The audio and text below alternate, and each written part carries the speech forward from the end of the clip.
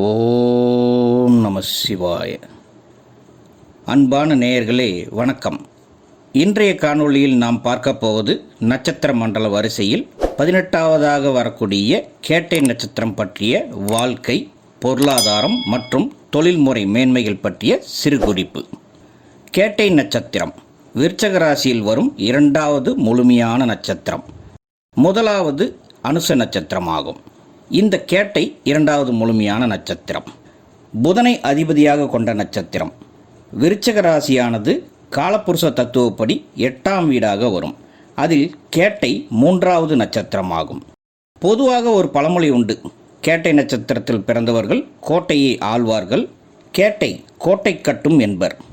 இதை நம்பி பலரும் வாழ்க்கையில் கோட்டை விட்டவங்க தான் இருக்காங்க. உண்மையை புரிந்து கொள்ளுங்கள் நண்பர்களே. கோட்டை என்பது எதற்காக கட்டப்படும்? ஒரு நாட்டின் பாதுகாப்பு அரணுக்காக கட்டப்படக்கூடியது தான் கோட்டை. அதன் பலத்தை பொறுத்து தான் அந்த அரசு சேஃப்டியாக இருக்குமா என்பதை நிர்ணயிப்பார்கள். கோட்டையின் மதில் சுவரை யார் கட்டுவார்கள்? உடல் வலிமை அதிகம் உள்ள வேலையாட்கள் தான் கட்டுவார்கள். பார்வையாளராக மட்டும் அரசன் இருப்பார். இதில் சூட்சமம் புரிந்ததா? பெரிய பெரிய பாறைகளை உடைத்து சுமந்து சென்று கோட்டை கட்டுபவர்கள் அதிகம் இந்த நட்சத்திரத்தில் இருப்பார்கள். கோட்டை கட்டுவதில் வல்லவர்களாக இருப்பார்கள். அதன் நுணுக்கம் அவர்களுக்கு இயற்கையாகவே தெரியும் என்பதுதான் இந்த வாக்கியத்தின் கருத்தாகும். ஆனால் நிறைய பேர் அரண்மனை போல வீடு அமையும் என்று நினைத்து விடுகிறார்கள். பலருக்கும் வெறும் சுவர் மட்டுமே மிஞ்சுகிறது என்பதுதான் உண்மையாக உள்ளது. இதில் பெண்களுக்கு மட்டும் சற்று மாறுபடும். எல்லாத்தையும் இப்போ விளக்கமாக பார்ப்போமா? கேட்டை புதனின் நட்சத்திரம். இருப்பது செவ்வாயின் வீடான விருச்சகத்தில். பொதுவாக புதன் செவ்வாய்க்கு ஆகாது. புதன் இரட்டை வேடம் போடும் கிரகமாகும். செவ்வாயோ வீரம், ஆக்ரோஷம், கோபம், தீரம், ஆளுமை போன்ற பண்புகளை கொண்டது. அதிலும் 8ஆம் வீடாக விருச்சகம் வருவதால் கொஞ்சம் வைராக்கியமும் பொறுமைத்தனமும், எடுத்த காரியத்தை வெற்றி கொள்ளக்கூடிய அமைப்பும் சகிப்புத்தனமும் மேலோங்கி இருக்கும். புதன் கிரகத்துக்கோ இதில் பல விஷயம் ஆகாது என்பதால் கேட்டை நட்சத்திரத்தில் பிறந்தவர்களுக்கு வாழ்க்கையில் பல முக்கிய விஷயங்களை தேர்ந்தெடுப்பதில் குழப்பம் ஏற்படுகிறது. ஏற்கனவே ராசியை குறிக்கக்கூடிய சந்திரன், அவர்தானே மனதை வழிநடத்துபவர். அவரே விருச்சகத்தில் நீசமும் ஆவதால் புதனின் கெட்ட புக்தி ஒரு சிலருக்கு அதிகமாக வெளிப்படும். மற்றவர்களை தந்திரமாக வீழ்த்துவது, பொய்வாதம் செய்வது, ஏளனப்படுத்துவது போன்ற குணங்கள் உருவாகும். கேட்டை நட்சத்திரத்தில் பிறந்தவங்களுக்கு நல்ல அறிவும் பேச்சு திறமையும் உடல்வாகும் பெற்றிருப்பார்கள். வேகம், விவேகம் மற்றும் ஆர்வம் அதிகம் இருக்கும் இவர்களுக்கு. இவங்களுடைய ப்ளஸ் பாயிண்ட் என்னவென்றால் புத்திசாலித்தனம், சுறுசுறுப்பு, இனிமையான பேச்சு, அதன் மூலம் நட்பு வட்டத்தை உருவாக்குதல், குடும்பத்தின் மீது பாசம் மிக்கவர்களாக இருப்பார்கள். நல்ல உழைப்பாளிகள், ஒழுக்கத்தை கடைபிடிப்பார்கள். மைனஸ் பாயிண்ட் என்னவென்றால் நிலையற்ற மனம், அவசரப்படுதல், முன்கோபம், தன்னம்பிக்கை குறைவு, குறுகிய மனப்பான்மை மற்றும் பிடிவாதம் இவர்களுக்கு அதிகமாக இருக்கும். இவர்களின் குழந்தை பருவம் மற்றும் இளமை காலம் சிறப்பான அமைப்பில் இருக்குமா என்று பார்த்தால் அது இல்லை என்றே சொல்லலாம். பாக்கியாதிபதி சந்திரன் நீசமாகும் வீடு விருச்சகம் என்பதால் அனுசம் நட்சத்திரத்திற்கு சொன்னது போலவே இவர்களுக்கும் பெற்றோர்கள் மற்றும் மூதாதையர்கள் தனக்கென சொத்து சேர்த்து வைத்திருப்பார்கள். அதன் மூலமாக சுகமாக வாழலாம் என்ற அமைப்பு இவர்களுக்கு இல்லை. அப்படியே சொத்து வந்தாலும் அதை அனுபவிக்கும் அமைப்பு இவர்களுக்கு இருக்காது. ஆனால் வைராக்கியமும் உத்வேகமும் அதிகம் இருக்கும். அனுச நட்சத்திரம் பொறுமையுடன் வைராக்கியமாக இருந்து வெற்றி பெறும் என்றால், கேட்டை நட்சத்திரத்திற்கோ பொறுமையின்றி வைராக்கியத்துடன் நினைத்ததை உடனே செய்ய வேண்டும் என்ற முனைப்பு இருக்கும். இரண்டுமே விருச்சக ராசிக்குள் வரும் நட்சத்திரம் என்றாலும் அனுச நட்சத்திரத்திற்கு சனியின் பொறுமை கை கொடுக்கிறது. கேட்டை நட்சத்திரத்திற்கு புதனின் அவசரம் பாதிக்கிறது.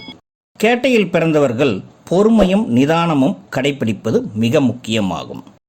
புதன் என்றால் சாதுரியம், சாமர்த்தியம், புத்தி கூர்மை, சரியான வகையில் கணக்கிடுதல் அனைத்தும் இருந்தாலும் இரட்டை மனநிலை கொண்டது என்பதால் குதர்க்கமாக, அவசரமாக, குறுக்கு வழியில் சிந்திக்க வைத்து கீழே தள்ளிவிடவும் பார்க்கும். இவர்கள் இளமை பருவத்தில் பல நேரம் தவறான நட்பு வட்டத்தில் நுழைந்து விடுவதால் வளர்ச்சி பாதிக்கப்படுகிறது. அதில் மிகுந்த கவனம் வேண்டும்.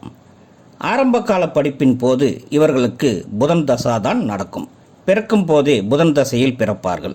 17 வருட புதன் தசையில் 4ஆம் பாதத்தை தவிர மீதம் 3 பாதங்களும் ஆரம்ப கல்வியில் புதன் தசை இருக்கும் என்பதால் படிப்பு மற்றும் எக்ஸ்ட்ரா கரிக்குலர் ஆக்டிவிட்டீஸில் சிறப்பாகவே விளங்குவார்கள். ஆனால் அங்கே தான் 8ஆம் வீடும் நீச சந்திரனும் விளையாட்டை காட்டும். அதனால் சரியான அங்கீகாரம் கிடைக்காது. ஆசைகள் மட்டும்தான் அதிகம் இருக்கும். புதன் தசைக்கு பிறகு கேது தசை ஆரம்பிக்கும். கேது கிரகம் ஞானக்காரகன். அதே சமயம் விருச்சகத்தில் அது உச்சமாகும் கிரகமும் கூட என்பதால் கேது தசாவில் படிப்பில் இருக்கக்கூடிய ஆர்வம் குறைந்து பக்தி மார்க்கத்திலோ அல்லது வேறு மார்க்கமாகவோ இவர்களை தள்ளிவிட்டுவிடும்.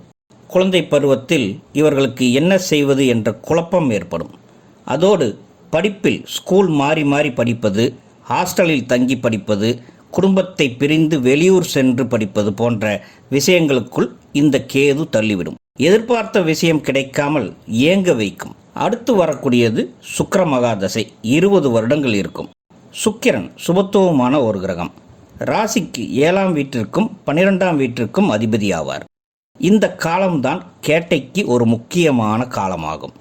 சுக்கிரன் இவர்கள் ஜாதகத்தில் நல்ல இடத்தில் ஆட்சி உச்சபலம் பெற்று இருந்தாலே இவர்கள் வாழ்க்கையில் இடைக்கால படிப்பு, உயர்கல்வி, திருமணம், நல்ல நட்பு, வேலை மற்றும் தொழில், ஒரு சிலருக்கு குழந்தை பாக்கியம் அனைத்தையும் அருமையாக அமைத்து தரும். ஆனால் இது எல்லோருக்கும் நடப்பதில்லை என்பதில்தான் பிரச்சனையே ஆரம்பிக்கிறது. இந்த நட்சத்திரத்தின் அதிதேவதை இந்திர தேவன். கணம் ராட்சச கணம். பறவை சக்கரவாக பறவை. விலங்கு கலைமான் ஆகும். இந்த நட்சத்திரக்காரர்கள் வாழ்க்கையில் முன்னேற்றம் அடைவதற்கு பிறந்த இடத்தை விட்டு வேறு இடத்திற்கு குடிபெயர்தல் வேண்டும். அப்படி செய்தாலே நல்ல மேன்மைக்கு வருவார்கள். இவர்கள் தன்னை மாற்றிக்கொள்ள முன்வர வேண்டும். அப்படி செய்தால் கேட்டை மாளிகையை கூட கட்டும். இதுலேயும் ஒரு செக் பாயிண்ட் இருக்குது. நிறைய பேர் தன்னை மாற்றிக்கொள்ள மாட்டார்கள். அதற்கு காரணம் விருச்சகம் ஒரு ஸ்திர ராசி. புதனுக்கு செட்டே ஆகாது என்பதால் இவர்களுக்கு பிடிவாத குணம், ஆக்ரோஷம் மற்றும் யுத்த குணத்தை மேலோங்க செய்துவிடும். இதனால் மனதை கட்டுப்படுத்த முடியாமல் தவறான பாதையில் செல்லும் விதியும் இவர்களுக்கு உண்டு. ஆக்ரோஷம் மற்றும் பிடிவாத குணத்தை படிப்பிலும் விளையாட்டிலும் உடலை வளமாக்கிக் கொள்வதிலும் காட்டினால் அது நல்லதாகும். அதை விட்டுவிட்டு குடும்பத்தின் மீதோ விளையாட்கள் மீதோ காட்டும் போது அது குற்றமாகிறது. குற்றச் செயல்களை தூண்டும் இடம் விருச்சகம் என்பதால் இவர்கள் மிகுந்த எச்சரிக்கையாக இருக்க வேண்டும். இதே ஆக்ரோஷத்தையும் யுத்த குணத்தையும் நாட்டுக்காக செய்யும் போது இவர்கள் உயர்வையும் நல்ல பெயரையும் அடைகிறார்கள். கேட்டை நட்சத்திரத்தில் நிறைய பேர் மிலிட்ரியில் ஜாயின் பண்ணுறாங்க, நல்ல பேர் எடுக்கிறாங்க. கேட்டை நட்சத்திரத்தில் பிறந்தவர்களில் ஒரு சிலர் ஜாதகத்தில் நட்சத்திர அதிபதி புதன் வலிமை இழந்தோ, அதாவது நீசமாகியோ அல்லது பகையாகியோ அமர்ந்திருந்து, அல்லது செவ்வாயின் நட்சத்திரத்திலோ குருவின் நட்சத்திரத்திலோ அமர்ந்திருந்தால் டோட்டலாக கேரக்டர் மாறுபடும். இவர்கள் மிகவும் அமைதியாக, வெகுளியாக, பிறரை நம்பி ஏமாறுபவர்களாக, தொழிலை தேர்ந்தெடுப்பதில் தோல்வி காண்பவர்களாக, உறவினர்களால் வஞ்சிக்கப்படுபவர்களாக, காதல் வாழ்க்கையிலும் தோல்வி அடைபவர்களாக வாழ்கின்றனர். அதனால் தனிப்பட்ட ஜாதகத்தில் லக்ன அமைப்பு, செவ்வாய், புதன் மற்றும் மற்ற சுபகிரகங்களின் அமைப்பையும் வைத்துதான் முழு பலனும் உருவாகும். இந்த நட்சத்திரத்தில் பிறந்தவர்களுக்கு பாதம் வாரியாக தொழில்கள் எவ்வாறு அமையும் என்பதை பார்க்கலாம். கேட்டை நட்சத்திரத்தின் முதல் பாதத்தில் பிறந்தவர்களுக்கு சந்திரன் நவாம்சத்தில் குரு வீடான தனுசு ராசியில் இருக்கும். இங்கே குரு, செவ்வாய், புதனுடன் சந்திரன் இணைவு வரும். இவர்கள் வாழ்க்கையில் கஷ்டப்பட்டு உயர்கல்வியை படித்து முடித்து படிப்புக்கு தகுந்த வேலையிலும் அமர்வார்கள் என்பதில் ஐயமே இல்லை. இவர்களுக்கு மருத்துவம், ஆராய்ச்சி, ஃபொரன்சிக் துறை, பத்திரிகை துறை, பேச்சாளர், செய்தி வாசிப்பாளர், மருந்தாளுநர் வேலைகள், காவல்துறை, இராணுவம், மென்பொருள் பொறியாளர் வேலைகளும், ஒரு சிலர் அரசியல்வாதிகளாகவும் வலம் வருவார்கள். பொதுவாகவே கேட்டையில் பிறந்தவர்களுக்கு சுயமாக தொழில் புரியும் எண்ணமே அதிகமாக இருக்கும். மற்றவர்களுக்கு கட்டுப்பட்டு அவர்கள் கீழ் வேலை செய்யும் எண்ணம் ராட்சச கணத்தில் பிறந்தவர்களுக்கு எளிதில் வராது. அதனால் மேற்கூறியவற்றில் ஏதாவது ஒரு துறையை தேர்ந்தெடுத்து சுயதொழிலாக எடுத்து நடத்தினால் அது சிறப்பு. கேட்டை 2ஆம் பாதத்தில் பிறந்தவர்களுக்கு சந்திரன் சனியின் வீடான மகர ராசியில் அமரும். இதனால் இவர்கள் படிப்பு ஆராய்ச்சி சார்ந்ததாகவோ டெக்னாலஜி சார்ந்ததாகவோ இருக்கும். இங்கே சனி கிரகம் தனித்து செயல்படும் போது அடிமை வேலை, மற்றவர்களுக்கு கீழ்ப்படிந்து செய்யக்கூடிய வேலையும் அமையும். புதனும் சேர்ந்து செயல்படும் போது வேலையிலேயே கௌரவமான அந்தஸ்துமிக்க வேலைகளில் சேர்ந்து செயலாற்றுவது நடக்கும். அப்படி இவங்களுக்கு விஞ்ஞான ஆராய்ச்சி, புதிய கண்டுபிடிப்புகள் செய்து பொருளீட்டுவது, மென்பொருள் உருவாக்குதல், மனநல மருத்துவராதல், நிதி ஆலோசகராக பணியாற்றுதல், பிரிண்டிங் பிரஸ் நடத்துதல், விளம்பர நிபுணராதல், ஜோதிடம், சாஸ்திரம் நிபுணர்களாகவும் இவர்கள் ஆவார்கள்.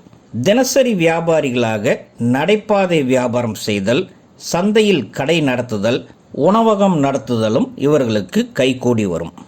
மகரம் நிலம் சார்ந்த ராசி என்பதால் இரும்பு வியாபாரம், இரும்பு தொழிற்சாலை வைத்து நடத்துதல், போட்டோ கடை நடத்துதல், கட்டிட கான்ட்ராக்டர் தொழில்கள், ஜெராக்ஸ் கடை நடத்துதல் போன்றவைகள் இவர்களுக்கு பொருளாதாரத்தை தரும். அதுவே கேட்டை 3ஆம் பாதத்தில் பிறந்தவர்களுக்கு சந்திரன் சனியின் 2வது வீடான கும்பத்தில் இருக்கும். அதே சனி கிரகம்தான் என்றாலும் மண்பூதத்திற்கு பதிலாக இங்கு காற்று பூதம் செயல்படும். இவர்களுக்கு நுண்ணறிவும் பேச்சுத்திறனும் அதிகம் கை கொடுக்கும்.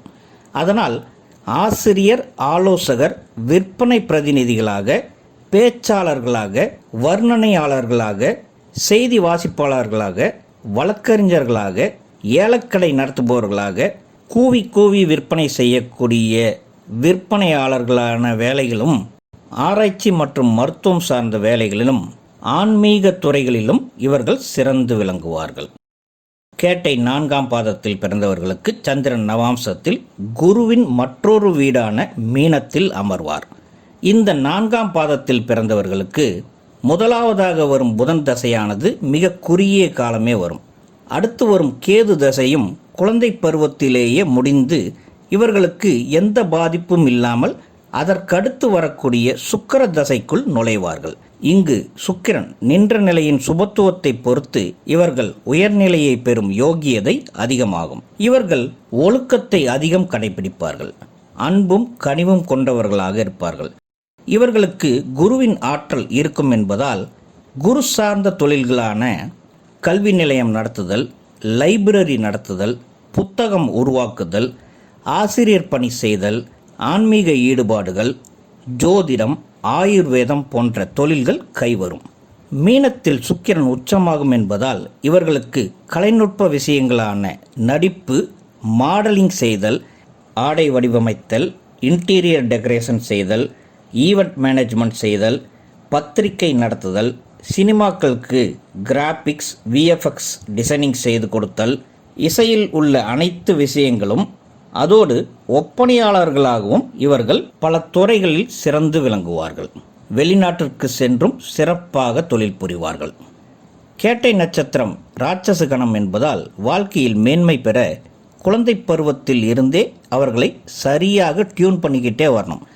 அதையும் அவர்களின் பெற்றோர்கள் அன்பாக செய்ய வேண்டும். அப்படி செய்தாலே வாழ்க்கையில் நிச்சயமாக கேட்டையும் கோபுரமும் மாட மாளிகையும் கட்டி ஆழ்வார்கள் என்பது நிச்சயம். கேட்டை நட்சத்திரத்தில் இந்தியாவில் பிறந்த பிரபலங்களில் அடல் பிகாரி வாஜ்பாய் நமக்கு 10வது பிரதமராக இருந்து பாரத ரத்னா விருது வாங்கியவர்கள். தமிழ்நாட்டில் நடிகர்களில் ஜெமினி கணேசன் பல பிரபலமான படங்களில் நடித்தவர்.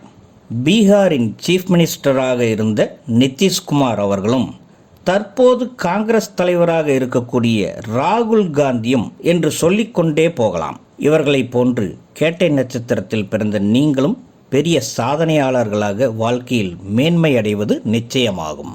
அன்பான நேயர்களே, இது போன்ற ஆழமான சூட்சமமான கருத்துக்களை உங்களுக்கு தொடர்ந்து வழங்க கடமைப்பட்டுள்ளேன்.